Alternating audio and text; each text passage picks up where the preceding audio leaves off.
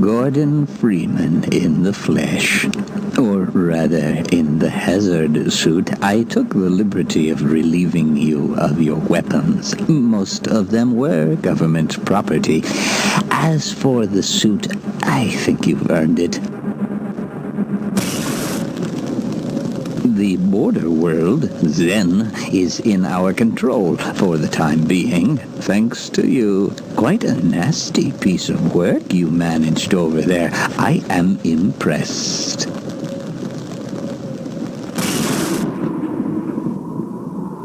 That's why I'm here, Mr. Freeman. I have recommended your services to my employers, and they have authorized me to offer you a job. They agree with me that you have limitless potential.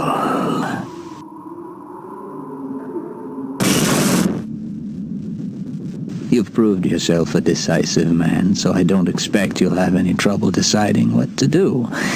If you're interested, just step into the portal, and I will take that as a yes. Otherwise, well,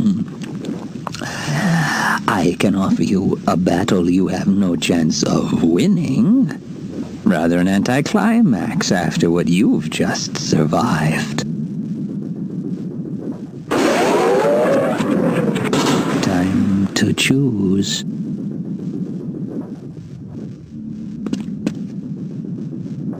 It's time to choose. Wisely done, Mr. Freeman. I will see you up ahead.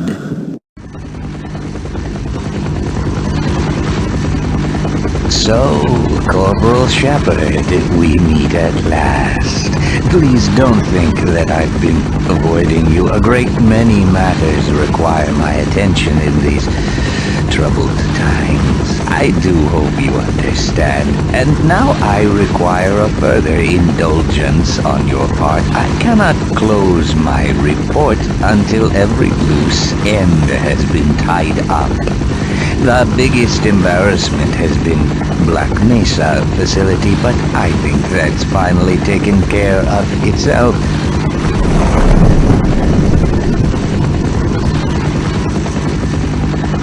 Quite so.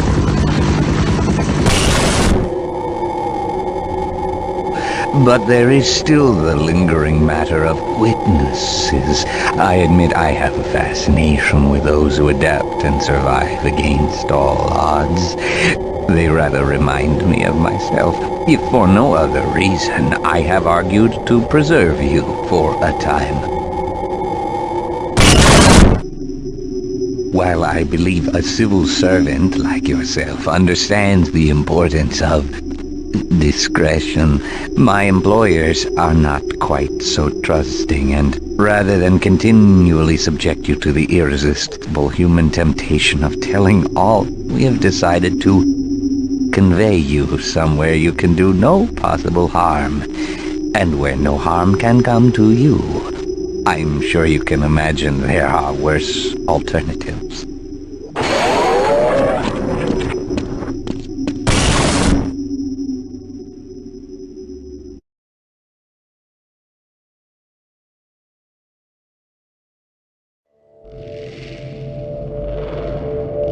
Rise and shine, Mr. Freeman.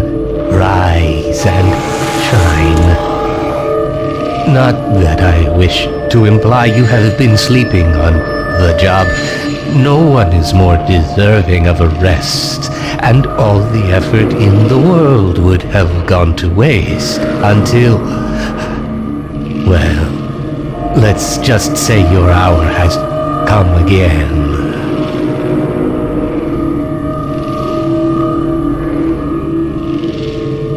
The right man in the wrong place can make all the difference in the world. So wake up, Mr. Freeman. Wake up and smell the ashes. Yeah! You did it! Come on, Gordon. We've got to get out of here. Maybe we still have...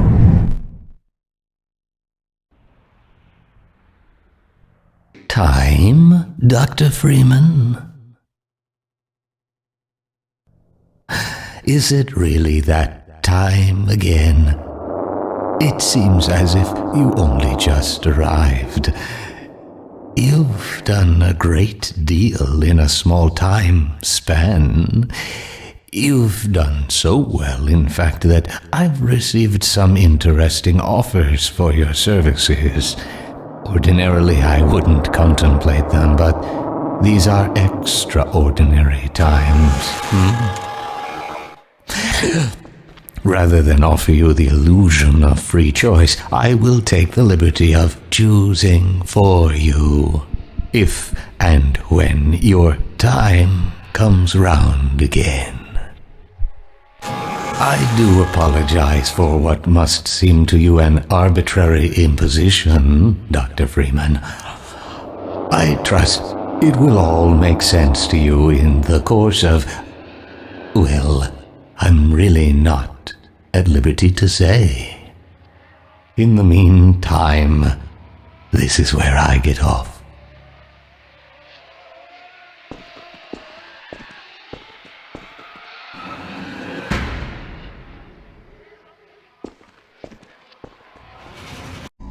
Dr. Freeman, I realize this moment may not be the most convenient for a heart-to-heart, but I had to wait until your friends were otherwise occupied. There was a time they cared nothing for Miss Vance, when their only experience of humanity was a crowbar coming at them down a steel corridor. When I plucked her from Black Mesa, I acted in the face of objections that she was a mere child and of no practical use to anyone. I have learned to ignore such naysayers when quelling them was out of the question. Still, I am not one to squander my investments, and I remain confident she was worth far more than the initial appraisal. That's why I must now extract from you some small repayment owed for your own survival. See her safely to White Forest, Dr. Freeman. I wish I could do more than keep an eye on you, but I have agreed to abide by certain restrictions. Well, now, listen carefully, my dear. When you see your father, relay these words. Prepare for unforeseen consequences.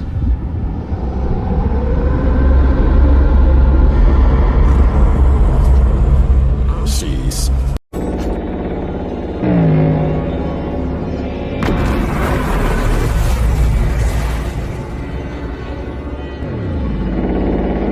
All right, Gordon. Let's get you out of this thing.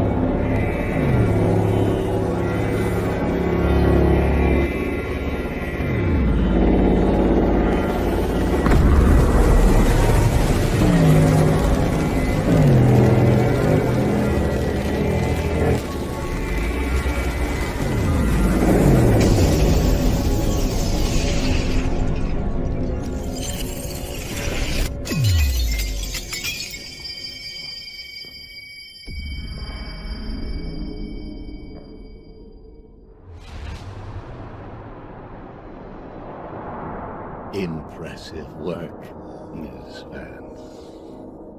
Gordon Freeman? Gordon Freeman. Miss Vance, you wouldn't need all that to imprison Gordon Freeman. So, who are you? Perhaps what I am is not as important as what I can offer you in exchange for coming all this way. Some believe the fate of our worlds is inflexible. My employers disagree. They authorize me to nudge things in a particular direction from time to time. What would you want nudged, Miss Vance? The Combine off Earth. I want the Combine off Earth. That would be a considerably large nudge. Too large, given the interests of my employers. Well, you asked. What if I could offer you something you don't know you want?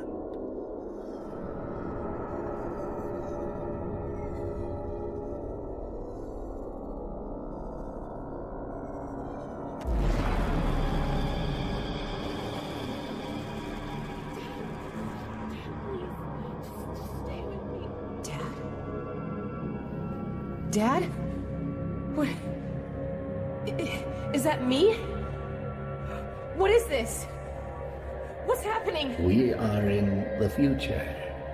This is the moment where you watch your father die. Unless... What? Unless what?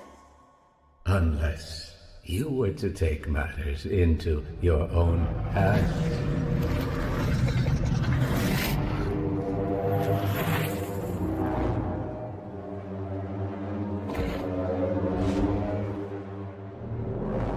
Release your father, Miss Vance.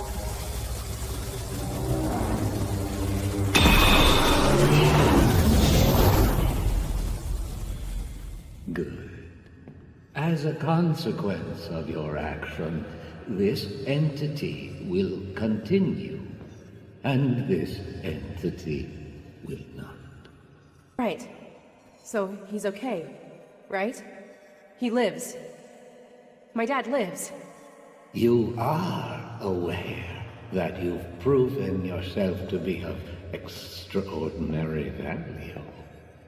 A previous hire has been unable or unwilling to perform the tasks laid before him.